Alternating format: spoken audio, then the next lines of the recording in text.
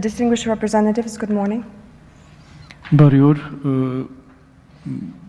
հարգելի պատգամավորներ։ My name is Ana Astvatsaturyan Turkat. I'm here today as an Armenian woman, a lawyer, an American elected official, as a mother, a daughter, and a wife.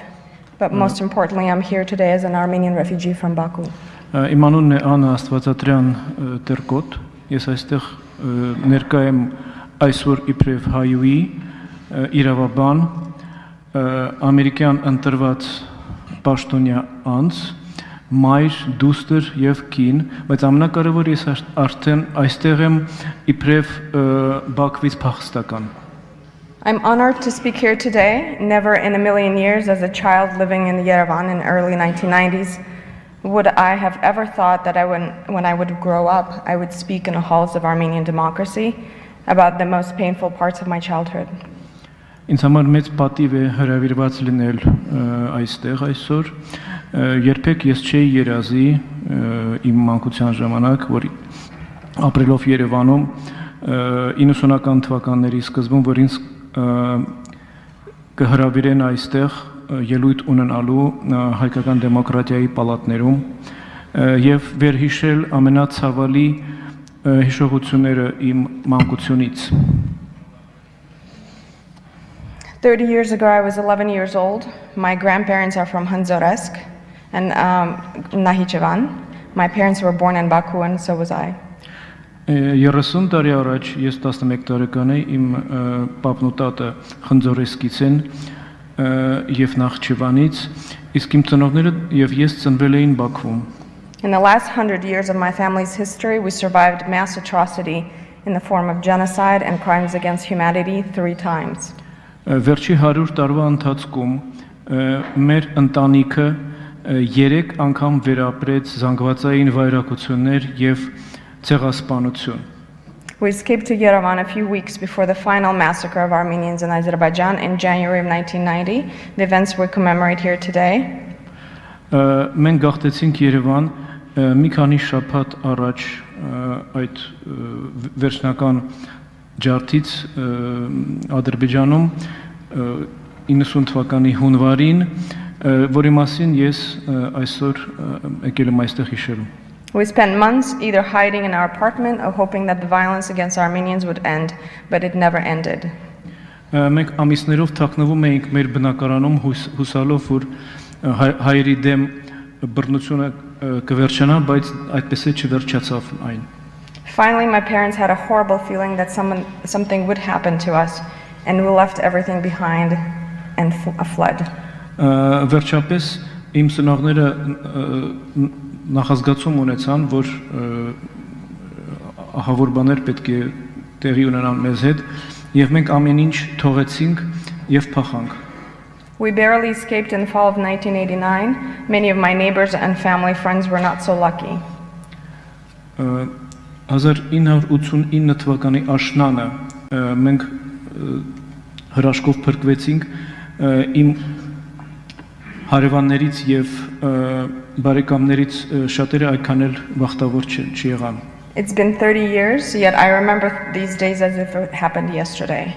I can close my eyes and time again any day and anywhere in the world and be transported to my house in Baku, a few blocks away from the Lenin Square, and remember the smell of the Caspian Sea. 30 տարի անցել, բայց ես ամեն ինչ հիշում եմ, ինչպես եթե դա 3 տեղի ունեցած եղեր։ Ես փակում եմ աչքերս եւ երևակայում եմ այն աշխարհը, որից ես տեղափոխվել եմ Բաքվում։ Մենք ապրում ենք մի քանի թաղամաս հեռու Լենինի հրապարակից եւ հիշում ենք Կասպից ծովի հոտը։ I can count the number of olive trees in front of my house on the way to school number 27.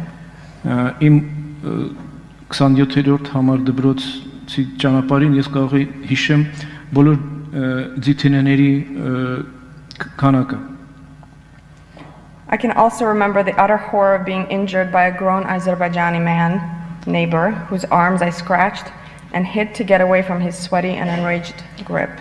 Նույնպես ես հիշում եմ այն ահավոր միջադեպը, որը տեղի ունեցավ, երբ որ մեծահասակ ադրբեջանցի գարշահոտ հարևանը բռնեց ինձ եւ ես ճանգռելով եւ հարվածելով իրեն ազատվեցի իրանից. I imagine the sweet faces of my neighbors and relatives as if I saw them yesterday. I remember Tete Jana, who was the best friend, my best friend's mother. She died in January 1990 at 35 years old. Ես հիշում եմ իմ հարևանների եւ բարեկամների անուշ դեմքերը.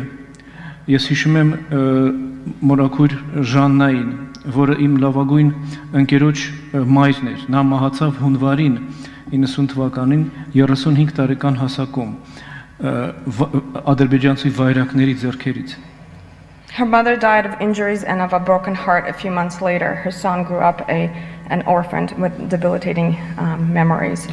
Իր մայրը մահացավ վնասվածքներից, իսկ իր որդին մեծացավ Որբ Ռուսաստանում եւ ես այլևս իրան չտեսա. A stranger lives in my family's house now. My neighbors were killed. My grandparents' graves were bulldozed over because they were Armenian. Our friends and relatives are now spread across the world, from the United States to Russia to Ukraine and Armenia. Մեր տանը այսօր ապրում է ինչ-որ մի օտար. Իմ հարևանները սպանվել են. Իմ պապիկի եւ տատիկի գերեզմաները բուլդոզերով հարթացվել են, որտեղ իրանք հայ են եղել. Իմ ընկերներս եւ բարեկամներս սփռվել են ամբողջ աշխարհում, ԱՄՆ, Ռուսաստան, Ուկրաինա եւ Հայաստանով. Many of these relatives are strangers to me now because we grew up so far away from each other. So many spirits were broken and so many lives were destroyed. Այս բարեկամներից շատերը օտարացել են արդեն մեզ հետ, որովհետև մենք շատ հեռու ենք իրարից ապրում եւ հնարավորություն չենք ունեցել տեսնվելու.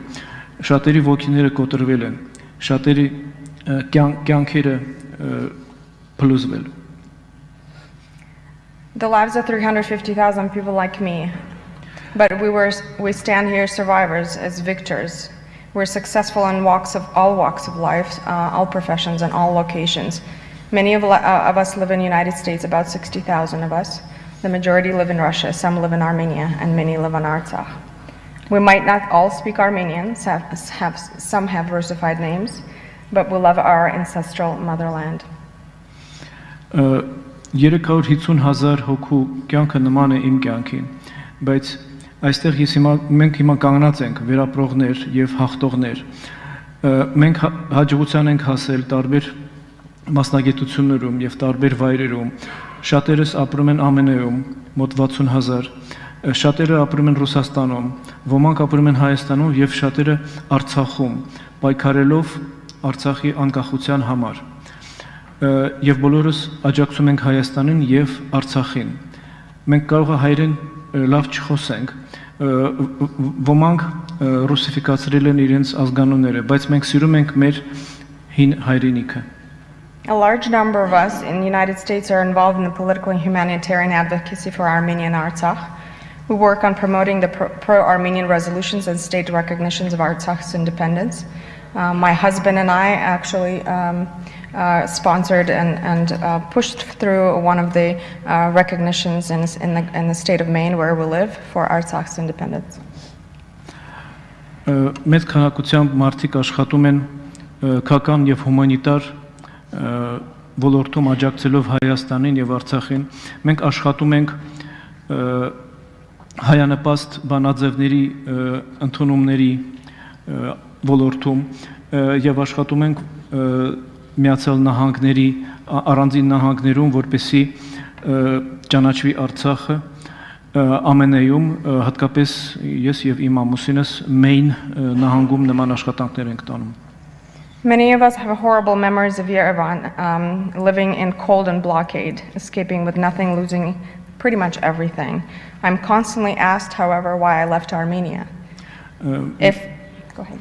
Sorry. Շատերս ունենք այն վատ հիշողությունները այն տարիներից, երբ մենք ապրում էինք ցրտի եւ շրջապատման մեջ Հայաստանում երբ որ մենք փախանք ոչինչ չունենալով մեր ձեռքի վրա, ամեն ինչ կորցնելով, ինձ հաճախ հարցնում են, ինչու ես լքեցի Հայաստանը։ If you would see where I lived for 3 years with no hope in sight, you would understand why my father thought his children deserved more, a better future.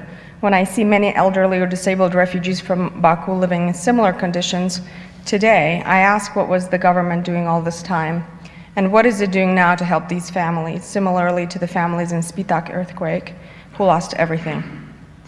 Եթե դուք տեսնեք ինչ պայմաններում էին ես ապրում 3 տարի առանց որևէ հույսի, դուք կհասկանաք ինչու իմ հայրս որոշեց, որ իր երեխաները ավելի լավ ապագային արժանի։